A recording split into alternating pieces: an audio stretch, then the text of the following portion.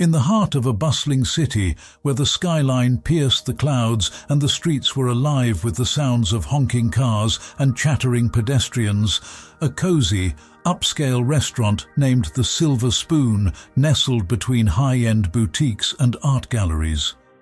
Inside, the atmosphere was warm and inviting, adorned with soft lighting and elegant decor. The clinking of glasses and the hum of polite conversation created a symphony of indulgence that wrapped around the patrons like a cashmere blanket. At a corner table, Mrs. Thompson, an elderly woman with silver hair styled neatly in a bun, sat nervously fidgeting with the edges of her napkin. Her hands trembled slightly as she glanced at the bill laid before her.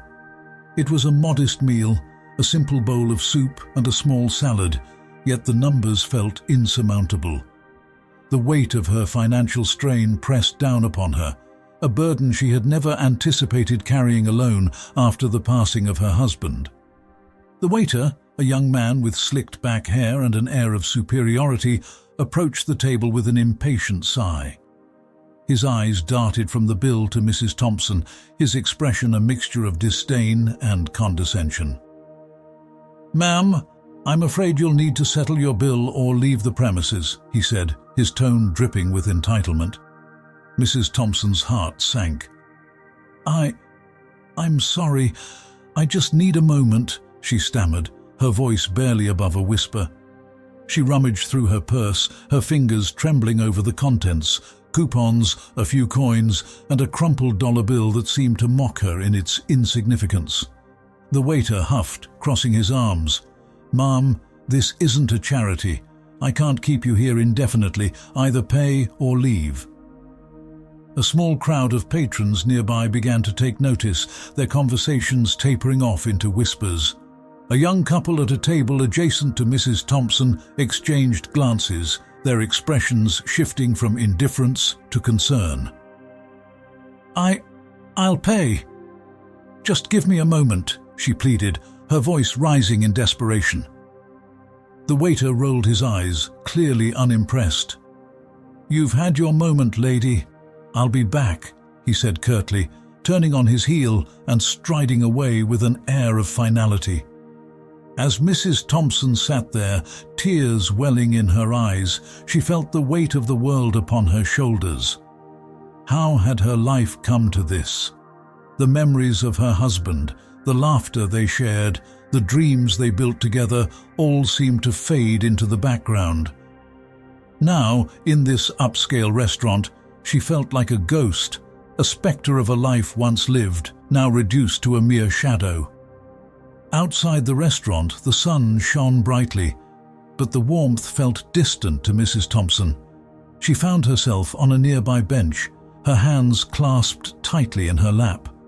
The bustling city continued around her, people rushing by, oblivious to her plight. She looked down the street, watching as a group of well-dressed individuals laughed together, their lives seemingly untouched by hardship. "Are you all right, ma'am?" A voice pulled her from her thoughts. She turned to see a disheveled man approaching her, his clothes worn and tattered, his face rugged but kind. Frank, as he was known in the streets, had seen better days. His grey beard was unkempt, and his eyes, though weary, held a glimmer of warmth that contrasted sharply with his appearance. "I'm fine," she replied, though her voice trembled, betraying her true feelings. Frank took a seat beside her, a comforting presence amid the chaos. "You don't look fine. You look like the world's been a bit rough on you," he said softly, his tone sincere. Mrs. Thompson sighed, the facade of strength crumbling. "I suppose it has," she admitted, her voice cracking. "I was just humiliated back there. I couldn't pay my bill, and they treated me like I was nothing." Frank nodded, his brow furrowing in empathy. "I've seen that happen before. People can be cruel, especially when they think they're better than others, but that doesn't define who you are." She looked at him, surprised by the depth of his understanding. "How can you say that? I'm just an old woman with nothing. I used to have a good life, and now..." Her voice trailed off, lost in the memories of better days. Frank leaned forward, his eyes earnest. "You're more than what you have or don't have. Life can throw curveballs, but it doesn't take away your worth. You still have stories to tell, love to give, and people who care about you. You're not alone." A moment of silence settled between them, the noise of the city fading into the background. Mrs. Thompson felt a warmth spreading through her chest, a flicker of hope igniting in the darkness. "Thank you," she whispered, her heart swelling with gratitude. "Do you have any family nearby?" Frank asked, tilting his head slightly, studying her face. "Just my daughter, but she's busy with her own life. I don't want to be a burden," she confessed, looking down at her hands. "Sometimes it's okay to lean on others," Frank replied gently. "You've been through a lot. It's not weak to ask for help." Mrs. Thompson nodded, and for the first time in what felt like ages, she allowed herself to breathe. "I lost my husband last year. It's been hard to cope without him." Frank's expression softened, and he reached into his pocket, pulling out a few crumpled bills. "Here, take this. I insist. You should have a nice meal, and maybe you can call your daughter. It's important to connect with family." She stared at the money in his hand, a mix of disbelief and gratitude washing over her. "I can't take this from you. You need it more than I do," she protested. "Maybe I do, but I'd rather see you smile than worry about a few bucks. Please, it's my way of helping." Frank's eyes held a sincerity that left no room for argument. With trembling hands, she accepted the money, overwhelmed by his kindness. "Thank you," she whispered again, feeling the tears brimming at the corners of her eyes. "Just pay it forward when you can, okay? Kindness has a way of coming back around." Frank smiled, his face lighting up with a warmth that transcended their circumstances. Mrs. Thompson nodded, feeling a sense of connection with this man who had appeared in her life at the most unexpected time. "I will. I promise." As they sat together, a moment of understanding blossomed between them. Two souls navigating the complexities of life's trials, finding solace in shared experiences. The city continued its relentless pace around them, but for a brief moment the world outside faded away, leaving only the warmth of human connection.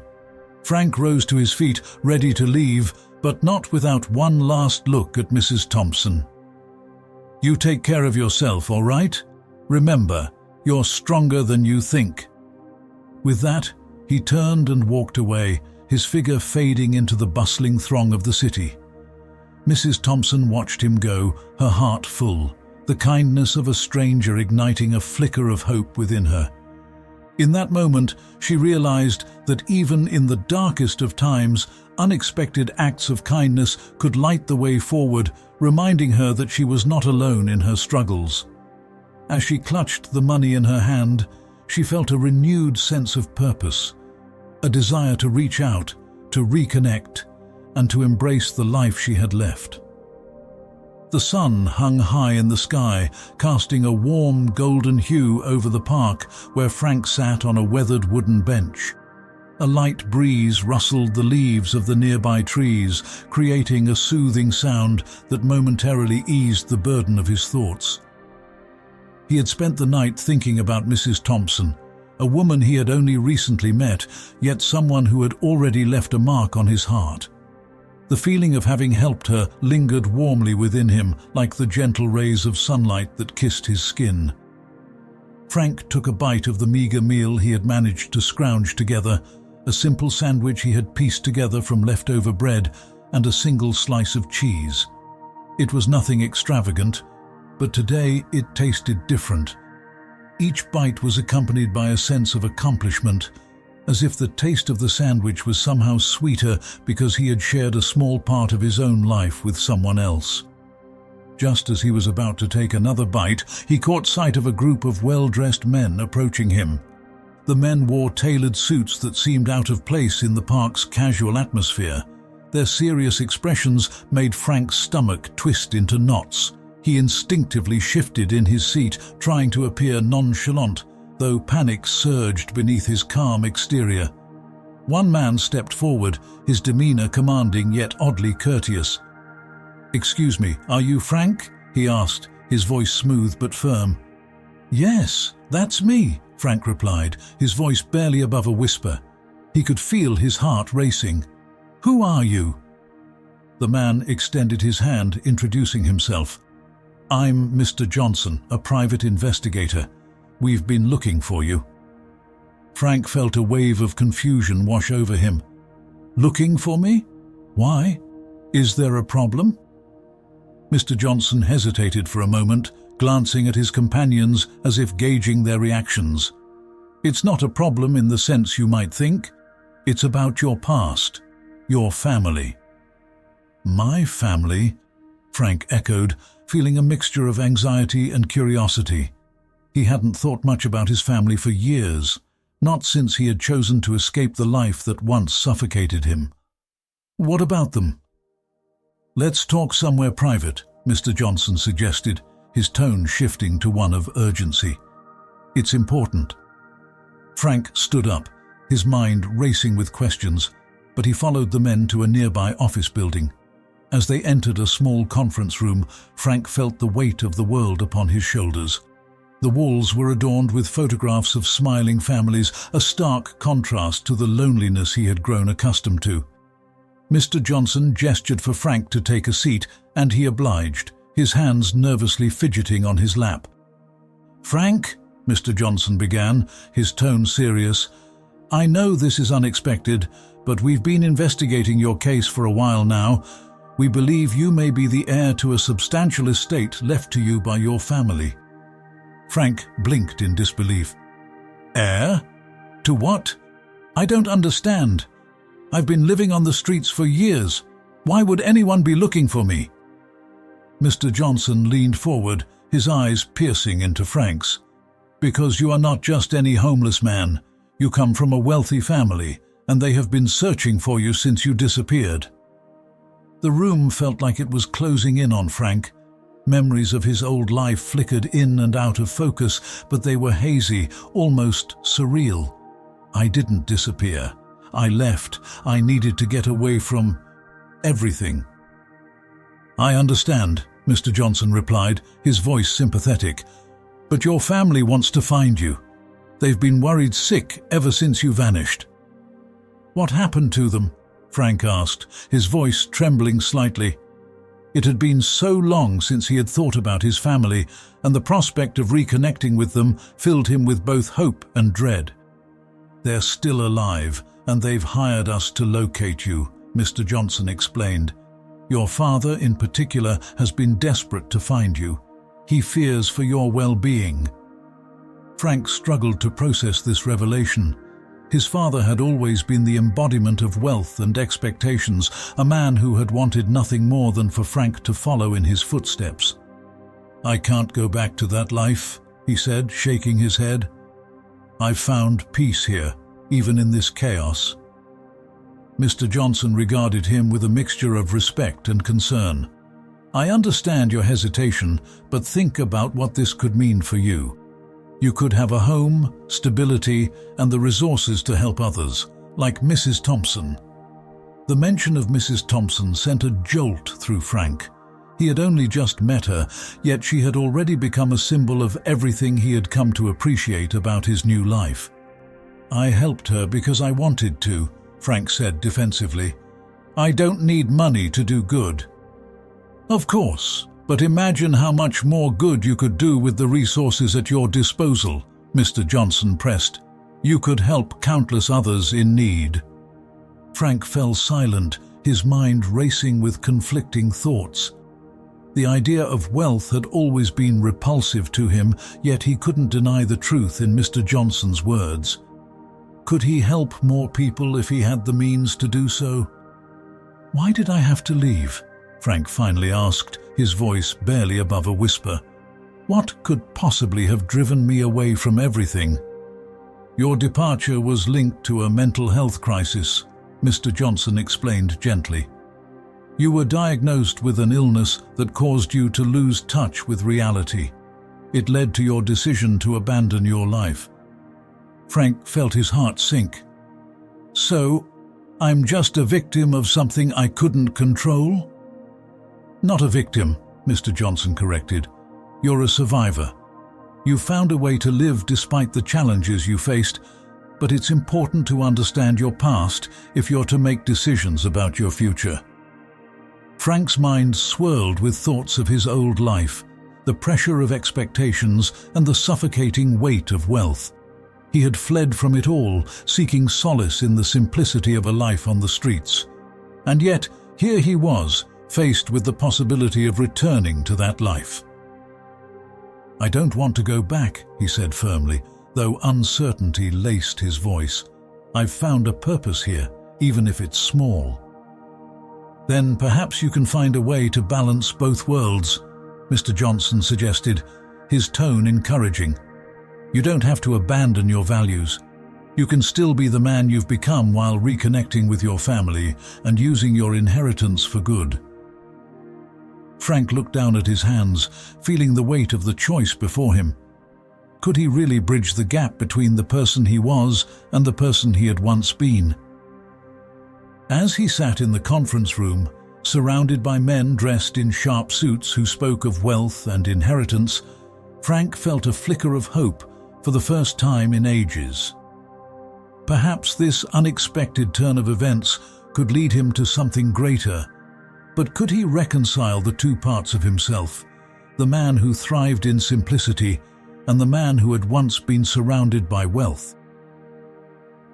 Take some time to think about it, Mr. Johnson said gently, sensing Frank's turmoil. We'll be here when you're ready to talk again. Frank nodded slowly, his heart racing with the enormity of the decision ahead. As he left the office, the sunlight streaming through the trees felt different, brighter and more hopeful. But the weight of his past loomed heavy on his shoulders, and he couldn't shake the feeling that his life was about to change in ways he could never have anticipated. The office was a stark contrast to the bustling streets outside, a sanctuary of order amidst the chaos of the city. Frank sat in a plush leather chair, the kind that cradled him in comfort yet felt foreign beneath his worn body. He looked around, taking in the sleek lines of the furniture and the polished wooden desk of Mr. Johnson, the private investigator who had unearthed the truth of his past. A large window overlooked the cityscape, but Frank's eyes were drawn to a framed photograph resting on the desk. It was a black and white image of a younger Frank, dressed in an impeccably tailored suit, standing alongside a group of smiling individuals at what appeared to be a charity gala. He could barely recognize himself, the bright-eyed young man radiating confidence and charm, a stark contrast to the disheveled figure he had become. The faces surrounding him were unfamiliar, yet a warmth stirred in his chest as he searched for connections. There was a woman with striking features, her smile warm and inviting. His mother, perhaps. As he leaned closer to the photograph, memories began to flicker like a movie reel. Laughter, music, and the clinking of glasses enveloped him, but they felt distant, like echoes from another life.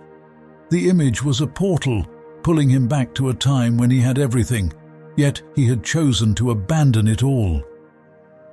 That was you at the Caldwell Charity Gala. Mr. Johnson's voice broke through his reverie.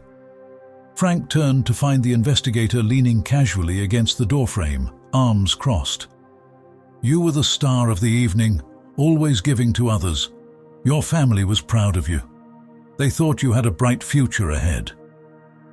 Frank nodded slowly, the weight of the past settling heavily on his shoulders. I don't remember much, he admitted, his voice barely above a whisper. I just ran away. Yes, you did, Mr. Johnson replied, stepping further into the room. He pulled out a chair and sat across from Frank, studying him intently. You were diagnosed with a mental illness, a condition that caused disassociation. You lost touch with reality, and that led you to flee from the life of privilege and expectation. Frank's heart raced as he processed the investigator's words. But why didn't anyone come looking for me? Why didn't they try to bring me back? There were attempts, Frank. Your family was devastated when you disappeared. They hired private investigators, put up missing person posters, but you seemed to vanish. After a while, they had to accept that you were gone. Mr. Johnson paused, his gaze softening. They never stopped hoping, though. They loved you. The weight of those words pressed down on Frank. Love. It felt like a foreign concept now. He had spent years feeling invisible, a ghost drifting through life. Yet here he was, confronted with the remnants of a life that had once been filled with love and expectation. I just wanted to be free, he murmured, almost to himself. You thought you were free, Mr. Johnson replied, leaning forward. But the truth is, you were running from yourself, from the pressures of wealth, of being someone you didn't want to be. You found solace on the streets, but at what cost? Frank felt a lump in his throat. I found happiness out there in a way. I helped people like Mrs. Thompson. I felt useful. His mind flickered back to the elderly woman, her warm smile and gratitude. In my own way, I mattered. Helping others is noble, Frank, but it shouldn't come at the expense of your own life or identity, Mr. Johnson said, his tone firm yet compassionate. You have a chance to reclaim what you've lost, to reconnect with your family, to use your resources to help others on a larger scale. Frank shook his head, overwhelmed. I don't know if I can go back to that life. What if it's not who I am anymore? That's for you to decide, Mr. Johnson replied, his eyes steady. But think about Mrs. Thompson. Think about what you could do with your inheritance. You could create programs to help the homeless, fund shelters, provide opportunities for those who need it most. The idea hung in the air, tantalizing yet terrifying. Frank's heart raced as he imagined a life where he could make a difference, not just in small acts of kindness, but on a grander scale. Yet the thought of reintegrating into the world he had left behind felt insurmountable. Can I really go back after everything? Frank's voice trembled. I've changed. I'm not the man I used to be. Change is part of life, Frank, Mr. Johnson said, his expression unyielding. But you're still you. The essence of who you are hasn't vanished. It's just been obscured. You have the opportunity to redefine yourself, to take the lessons you've learned on the streets and apply them to a new life. Frank leaned back in his chair, his mind racing. Memories of the streets surfaced, nights spent under bridges, sharing food with fellow homeless individuals, the camaraderie forged through shared struggles. He had created a family of sorts, a network of souls trying to survive. But now, in this office filled with polished wood and corporate artifacts, he felt a deep conflict brewing within him. What if I don't want to go back to that life? He asked, his voice barely a whisper. What if I'm happier here? Mr. Johnson regarded him with a mixture of understanding and challenge. That's your choice, Frank, but think about the impact you could have. You have a gift that can change lives. You can choose to live for yourself or for something greater. The question is, what do you truly want? Frank's heart raced as he contemplated the possibilities. He could continue to live in the shadows, helping one person at a time, or he could step back into the light, reclaim his identity, and use his wealth to forge a new path, a path that could help many. As he wrestled with his thoughts, the door creaked open and a familiar face peered in. It was Mrs. Thompson, her frail figure framed by the doorway. Frank, she asked, her voice tinged with concern. I was worried about you. Frank's heart swelled at the sight of her. Mrs. Thompson, Is everything all right?" she interrupted, stepping into the room, her eyes darting between him and Mr. Johnson. "You look troubled." Frank stood, his internal battle momentarily forgotten. "I'm okay, just trying to figure things out." Mrs. Thompson approached, her warm gaze enveloping him like a comforting blanket. "You've been so kind to me, Frank. I can't thank you enough for helping me that day. You gave me hope when I thought I had none." He felt a lump rise in his throat. "It was nothing, really. I just did what I thought was right." "But it meant everything to me," she insisted, her voice steady. "You have a light in you, Frank. Don't let the world dim it. You matter, and your kindness matters." Her words struck a chord deep within him, igniting something he thought he had lost. He looked at Mr. Johnson, then back at Mrs. Thompson, and felt a renewed sense of purpose. Perhaps he could bridge the gap between his past and present, using his newfound knowledge to create a brighter future, not just for himself, but for others like Mrs. Thompson. "I want to help," he said, the conviction in his voice surprising even him. "I want to use whatever resources I have to make a difference." Mrs. Thompson's eyes sparkled with hope. "Then let's do it together, Frank. We can change lives." As he looked into her eyes, Frank felt the weight of his decision begin to lift. Maybe he could redefine his existence, not as a man running from his past, but as one who could embrace it and use it to forge a new path. With Mrs. Thompson by his side, he felt ready to take the first step toward a future filled with promise and purpose. The sun hung high in the sky, casting dappled shadows through the leaves of the trees in the park. Frank sat on the familiar bench, the texture of the wood rough against his fingertips.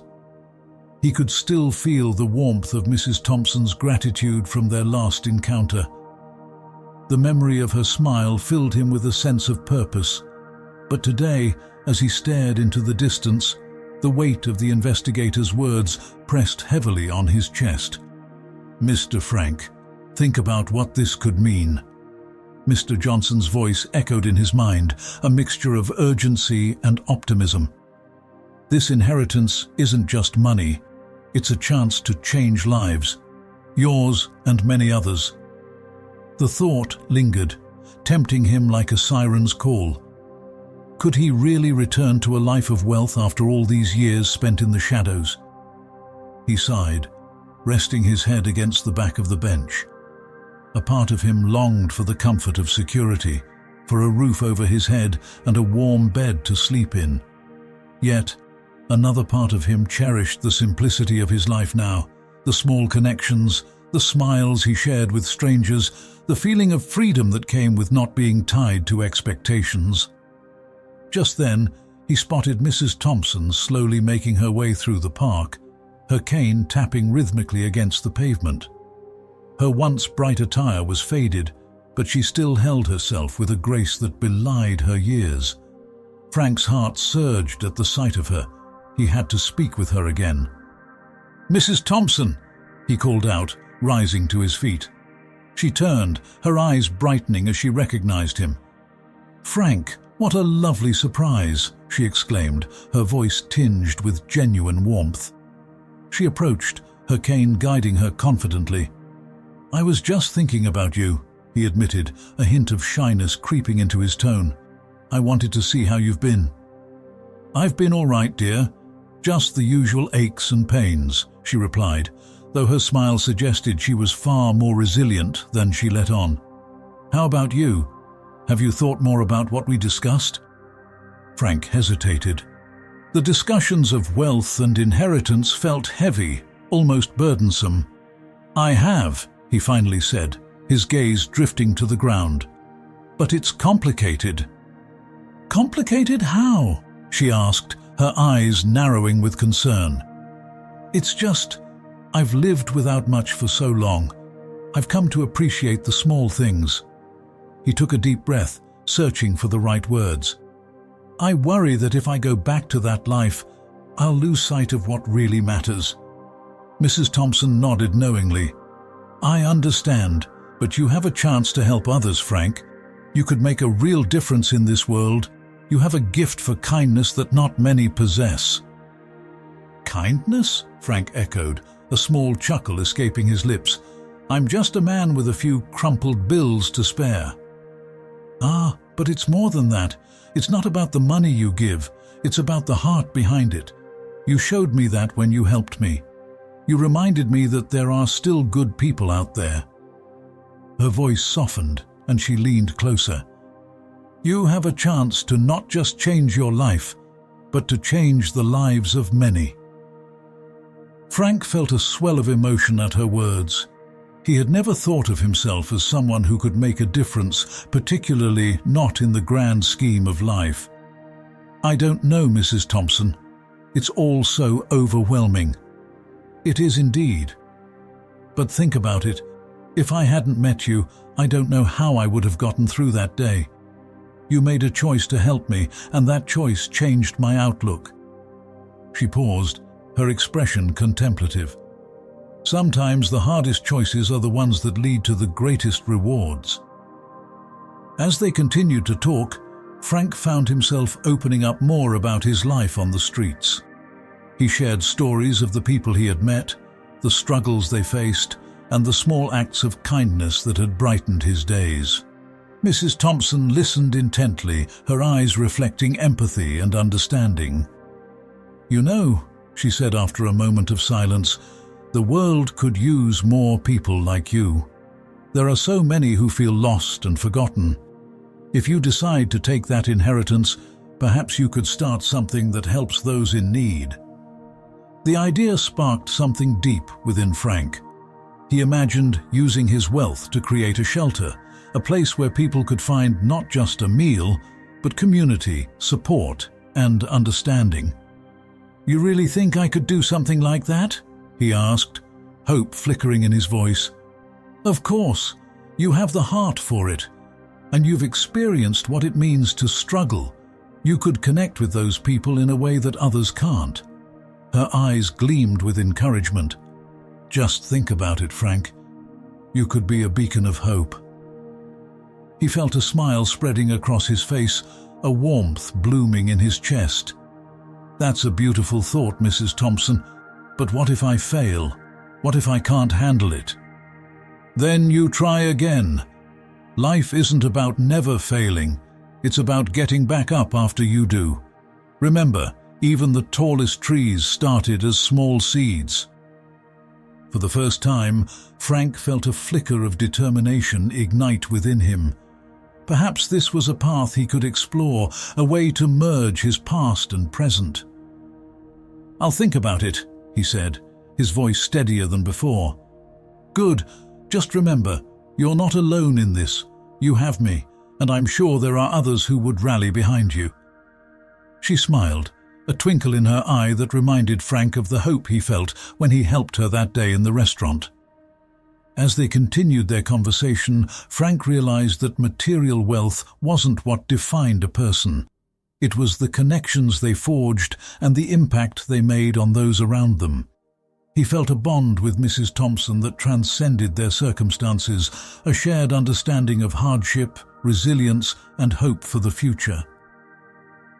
"Thank you, Mrs. Thompson," he said genuinely, his voice thick with emotion, "for believing in me." "Thank you, Frank, for believing in yourself," she replied, her smile warm and inviting. As the sun began to dip lower in the sky, casting a golden hue across the park, Frank felt a renewed sense of purpose. While the decision about his inheritance loomed in the background like a storm cloud, he knew he had the power to shape his own destiny, no matter which path he chose. Their conversation lingered long into the evening, filled with laughter, shared stories, and the comforting knowledge that they were not alone in their struggles.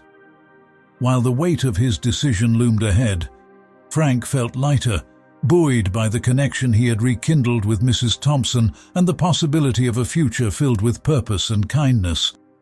Frank stood in the sleek, glass-walled office, a sense of resolve mingling with trepidation as he faced Mr. Johnson. The investigator had just informed him that there was a ticking clock on his inheritance decision, a mere 2 weeks before the opportunity would slip away forever. Frank felt the weight of his past pressing down on him, a reminder of who he once was and what he had left behind. 2 weeks, Frank echoed, his voice barely above a whisper, the enormity of the situation crashing over him like a wave. But I thought I had time to figure things out.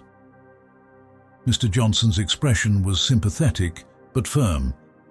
I understand, Frank, but the family estate has been in limbo since you disappeared. Your absence has caused a ripple effect, and the longer this drags on, the more complications arise. You need to make a choice. Frank's mind raced. Could he really go back to that life, the life he had fled from so desperately?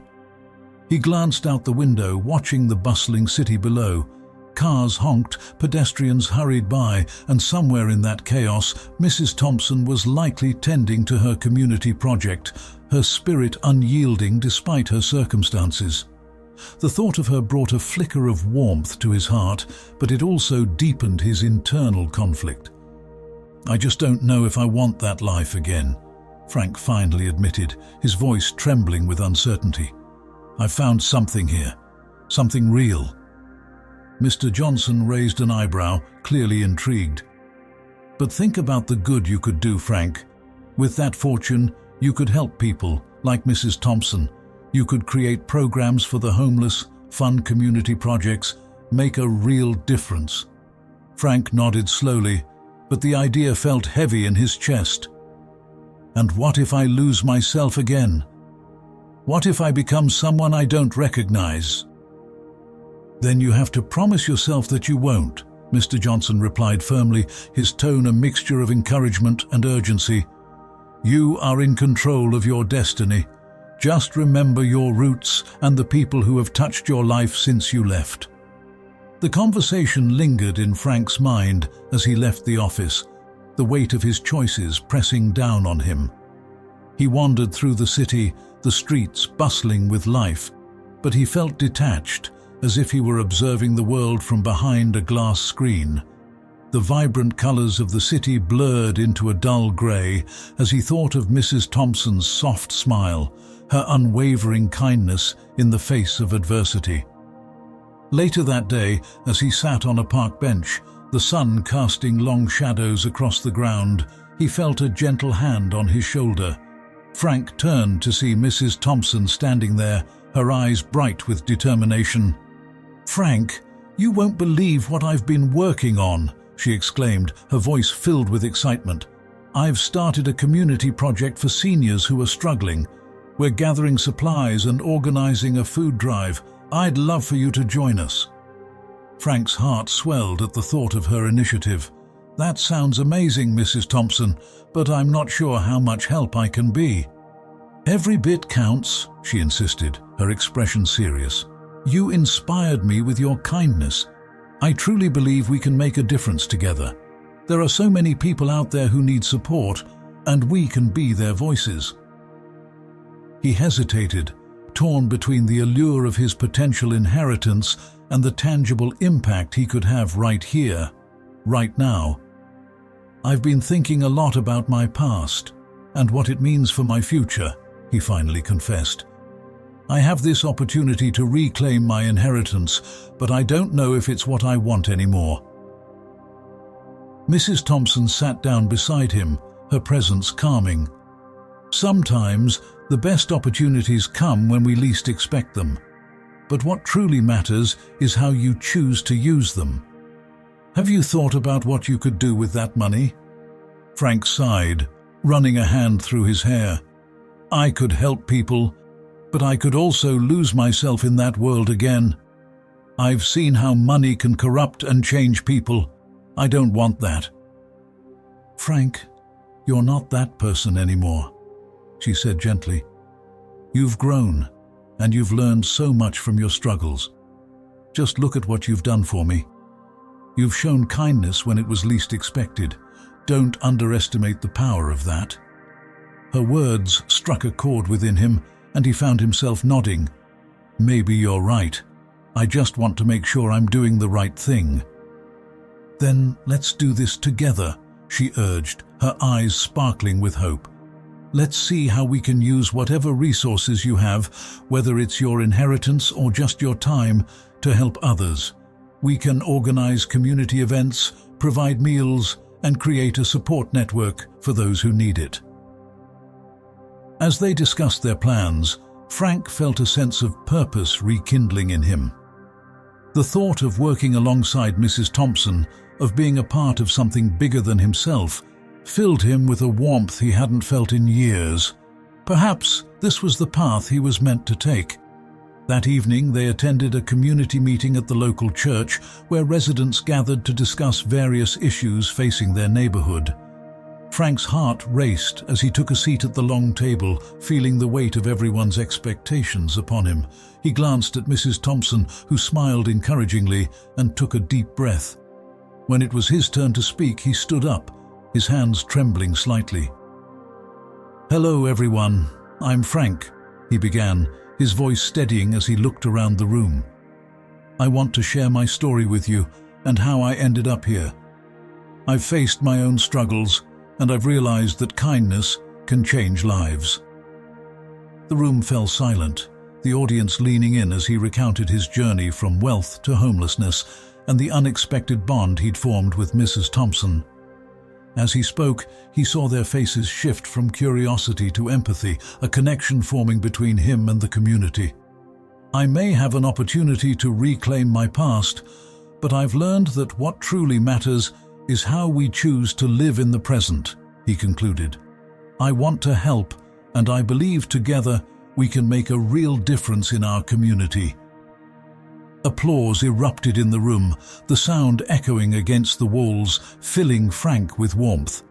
People began to approach him, sharing their own stories of struggle and resilience. They encouraged him to consider his inheritance, urging him to use it for the greater good if he decided to accept it. "Imagine the impact you could have," one woman said, her eyes shining with hope. "You could help so many people in need." Frank nodded, but the conflict within him remained. He felt a pull towards his past and the life he had abandoned, yet standing there among the community, he also felt the weight of responsibility. After the meeting, Mrs. Thompson clapped him on the back.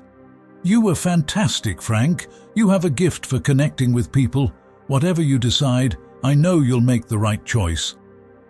"Thank you, Mrs. Thompson," he replied, feeling a mixture of gratitude and uncertainty.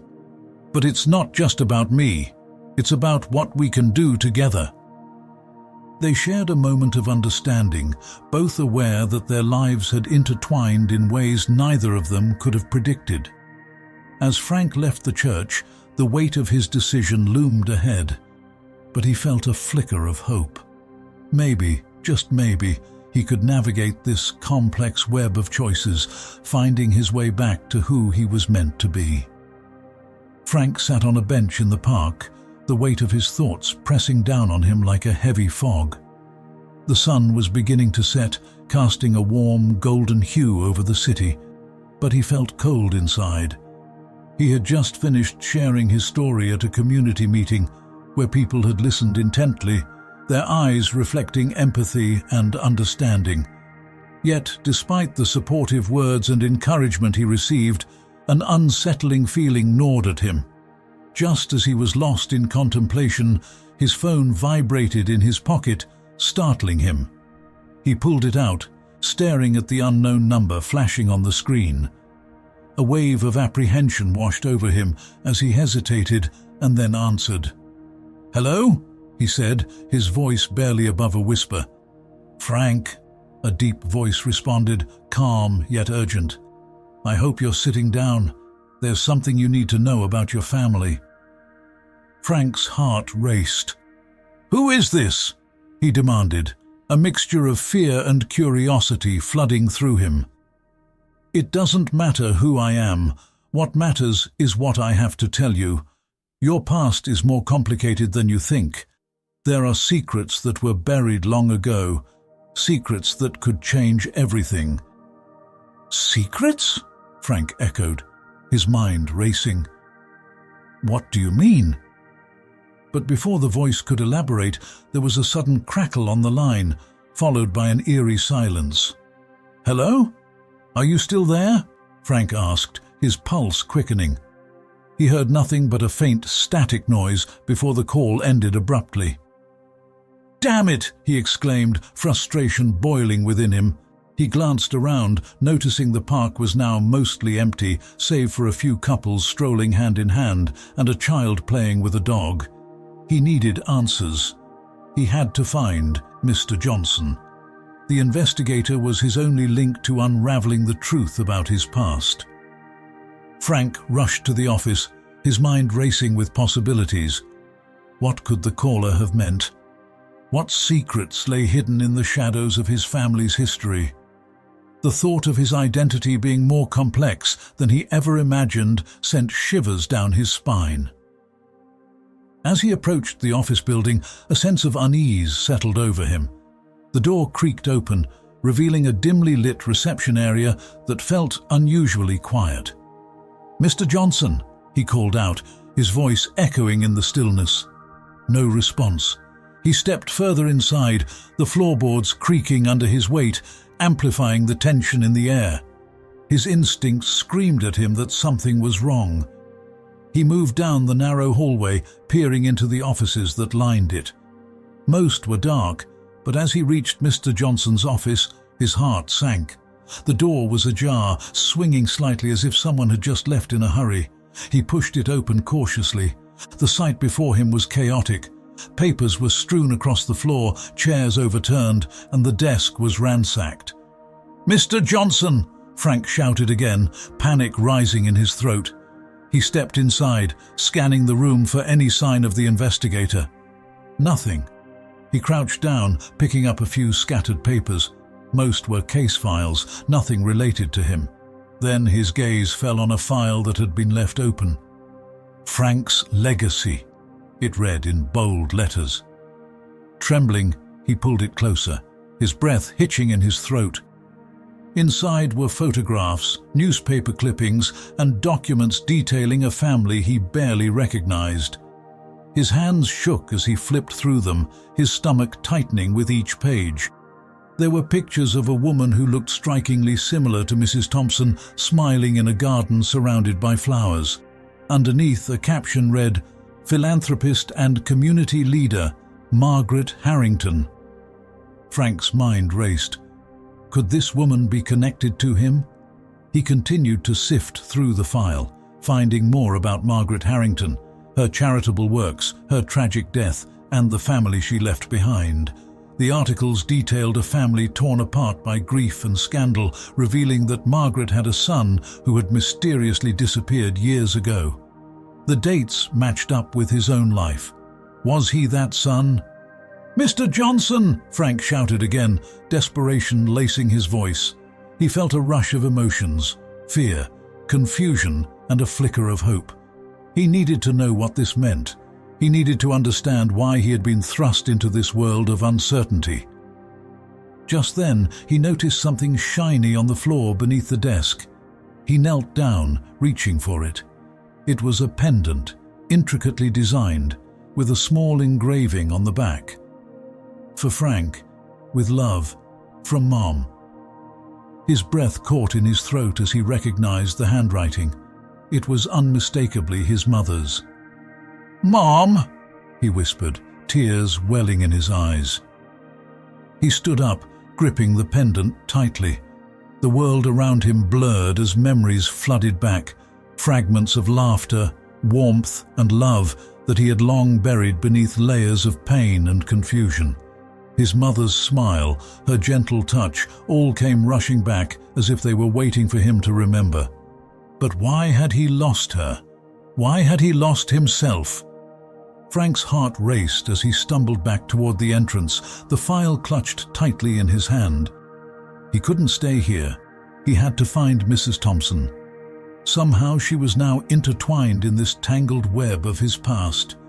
He felt a deep connection to her, one that defied logic and reason.